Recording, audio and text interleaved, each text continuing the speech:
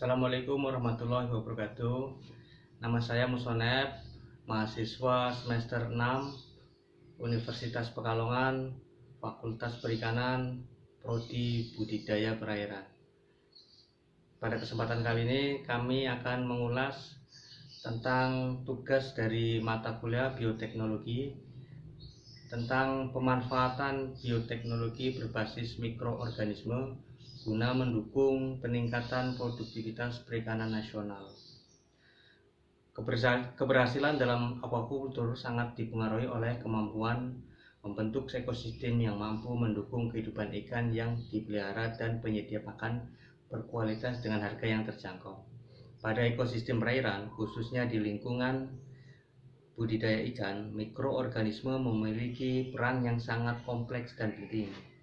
Kunci keberhasilan budidaya ikan selain harus ditopang kemampuan pembudidayaan dalam menciptakan lingkungan yang sesuai dengan kehidupan ikan yang dipelihara, juga harus didukung oleh ketersediaan pakan berkualitas dengan harga terjangkau. Komponen ekosistem perairan dikelompokkan menjadi dua, yaitu yang pertama komponen biotik yang meliputi ikan yang dibudidaya, organisme aeronik, mikroorganisme, vegetasi perairan, dan hewan tingkat tinggi lainnya. Yang kedua adalah komponen abiotik yang meliputi parameter fisika, kimia, air, substrat dasar kolam, dan iklim. Mikroorganisme sebagai bagian komponen ekosistem perairan memiliki berbagai peran, baik yang menguntungkan maupun yang merugikan. Khususnya di lingkungan aquacultur, keberadaan mikroorganisme sangat berpengaruh terhadap kesehatan dan pertumbuhan ikan yang dipelihara. Hal tersebut disebabkan mikroorganisme merupakan produsen primer, mata rantai pertama dalam rantai makanan, dan berperan penting dalam siklus unsur-unsur biogeomesikal siklus.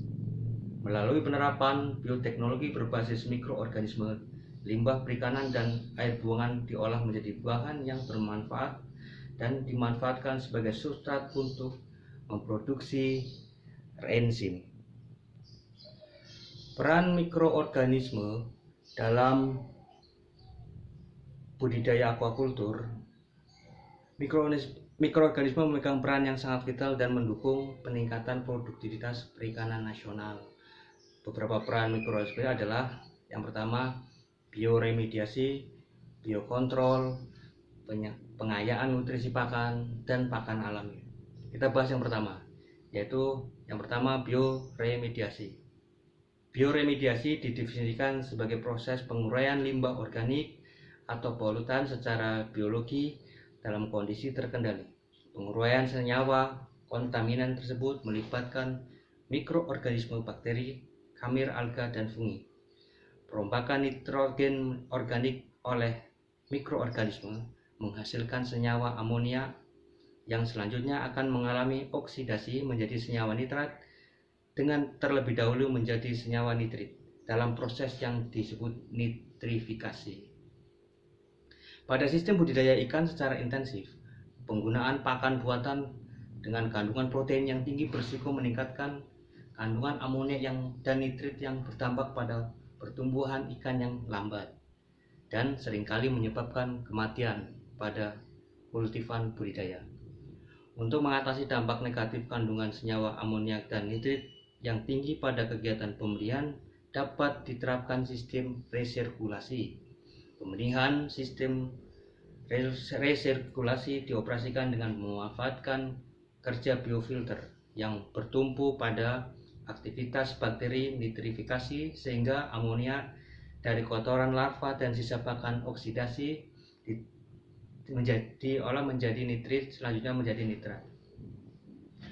Efektivitas penggunaan bakteri untuk meningkatkan kualitas air limbah pemeliharaan ikan atau udang sangat dipengaruhi oleh jenis bakteri yang digunakan dalam hal tersebut.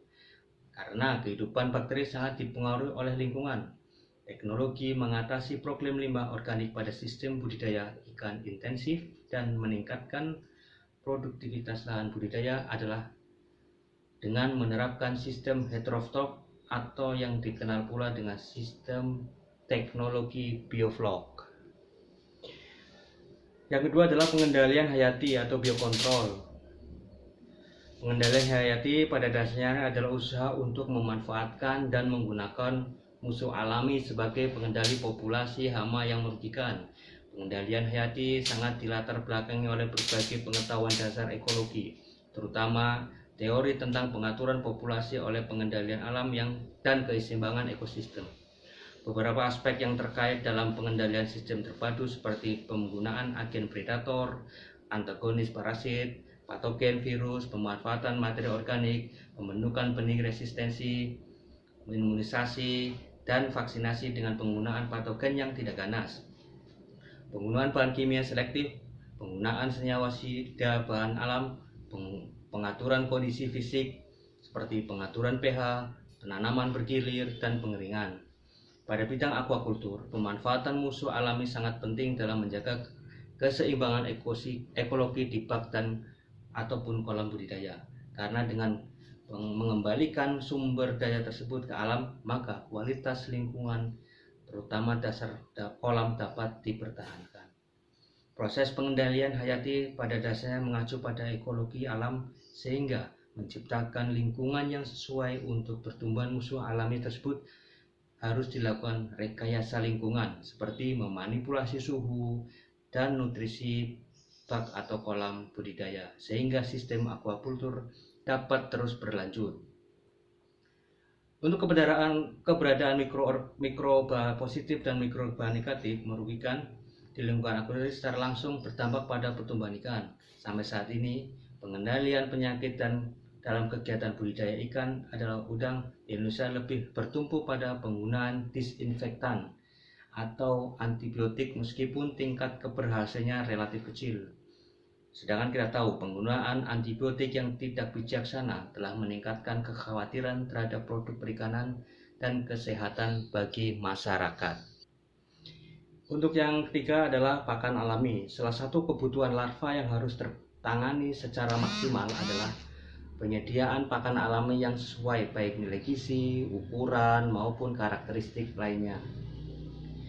Pakan alami merupakan organisme kecil yang memiliki peran sangat besar dalam mendukung kehidupan larva ikan karena merupakan makanan awal dan sebagai makanan utama. Kandungan gizi pakan alami yang tinggi khususnya asam amino dan enzim menjadikan keberadaannya sangat mutlak diperlukan bagi tumbuh dan berkembangnya larva. Berdasarkan karakter biologis, pakan alami dapat diklasifikasikan menjadi dua kelompok besar, yaitu fitoplankton dan zooplankton. Fitoplankton merupakan jasad renik kelompok nabati yang memiliki kemampuan berfotosintesis sehingga disebut sebagai produsen primer pangan perairan. Sedangkan zooplankton memegang peranan sebagai konsumen primer serta larva ikan merupakan konsumen sekunder. Jenis pakan alami remik yang dikenal luas dan banyak dibudidayakan secara massal adalah Chlorella, Spirulina, Tetrasilma, dan Chaetoceos. Sedangkan jenis pakan alami dengan ukuran lebih besar adalah rotifer, Podacera, Crustacea. Sedangkan jenis meningkatkan produksi alami kolam secara signifikan memperbaiki sistem pakan. Untuk yang keempat adalah peningkatan mutu pakan. Pakan merupakan komponen terbesar dari biaya produksi dalam kegiatan budidaya perairan, mencapai hampir 60-70%. Harga pakan juga terus meningkat dikarenakan ketersediaan bahan baku sumber protein seperti tepung ikan berfluktuasi dan masih harus impor. Salah satu metode meningkatkan nilai nutrisi pakan bahan melalui fermentasi. Fermentasi merupakan proses pemecahan senyawa organik kompleks menjadi senyawa yang lebih sederhana dengan melibatkan mikroorganisme. Fermentasi pakan merupakan menguraikan senyawa kompleks menjadi sederhana sehingga siap digunakan larva. Dan sejumlah mikroorganisme diketahui mampu mensintesis vitamin dan asam-asam amino tertentu yang dibutuhkan oleh larva hewan akuatik. Pada proses fermentasi terjadi reaksi yang dimana senyawa kompleks diubah menjadi senyawa yang lebih sederhana dengan membebaskan molekul air. Fermentasi memungkinkan terjadinya perombakan komponen bahan yang sulit dicerna menjadi lebih dicerna sehingga nilai nutrisinya akan lebih meningkat. Kesimpulan yang dapat kami tarik benang merahnya adalah pemanfaatan bioteknologi berbasis mikroorganisme semakin nyata perannya dalam menunjang keberhasilan budidaya perikanan.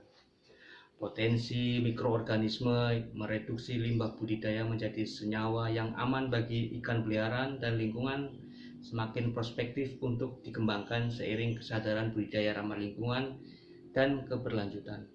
Teknologi pemanfaatan limbah perikanan yang cukup melimpah melalui fermentasi juga membuka harapan dalam mengatasi harga sumber protein pakan yang mahal dan masih memerlukan bahan-bahan yang impor. Dengan penerapan bioteknologi berbasis mikroorganisme pada usaha budidaya diyakini dapat turut serta mendukung peningkatan produktivitas perikanan nasional sehingga akan ada kuantum kesejahteraan petani tambak kita. Pemanfaatan bioteknologi berbasis mikroorganisme secara intensif dalam mengatasi permasalahan limbah budidaya, agen biokontrol, pakan alami, dan agen fermentasi pakan diharapkan mampu mendongkrak produktivitas budidaya perikanan nasional. Terima kasih. Wassalamualaikum warahmatullahi wabarakatuh.